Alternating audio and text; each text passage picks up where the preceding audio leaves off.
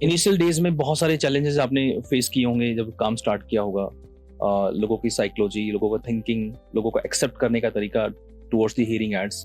तो ऐसे क्या बिगेस्ट चैलेंजेस हैं जो आपने इनिशियली फेस किए थे? देखिए, सबसे बड़ा चैलेंज तो अवेयरनेस है। हियरिंग एड का बिजनेस, हियरिंग एड की सेल्स, ये चैलेंज नहीं है।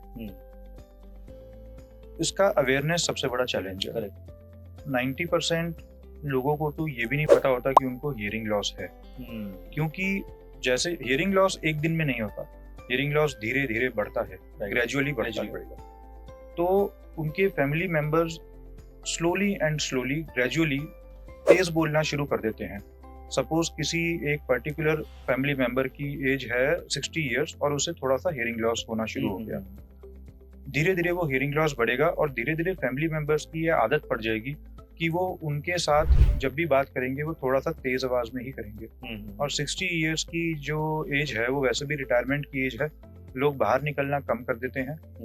तो उन्हें ये लगता है कि हमें कोई हियरिंग लॉस है ही नहीं, क्योंकि हम तो सबकी बात घर पे आराम से सुन लेते हैं और घर वालों को भी यही लगता है कि शायद हम इनसे थोड़ा ऊंचा बोलते हैं, सुन तो लेते ही काम हैं, हो रहा है। तो यही नॉर्मल होगा। हाँ, उनकी आवाज अपने आप वॉल्यूम तेज हो जाती है।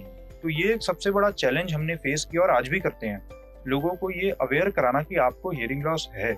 राइट। और जब उन्हें अवेयरनेस हो भी जाती है, जब हम उन्हें रिपोर्ट टेस्टिंग करके दिखा भी देते हैं कि आपको हियरिंग लॉस है, उसके बावजूद भी वो ये मानना नहीं चाहते। वो कहते हैं कि आपकी रिपोर्ट गलत हो सकती है। क्यों? क्योंकि जब मैं मेरे बेटे से बात करता हूँ तो मुझे सब सुनाई देता है, आप ही की आवाज नहीं आ रही। या तो आपकी रिपोर्ट गलत है या फिर आप ठीक से बोल नहीं रहे हैं। राइट। आप फुसफुसा रहे हैं, थोड़ा ऊंचा बोलिए। तो ये जो अवेयरनेस वाला, अब चश्मे में तो क्या होता है, एक सामने बोर्ड लगा हुआ है, उस पे कुछ लेटर्स लिखे हुए हैं, कुछ नंबर्स लिखे हुए हैं।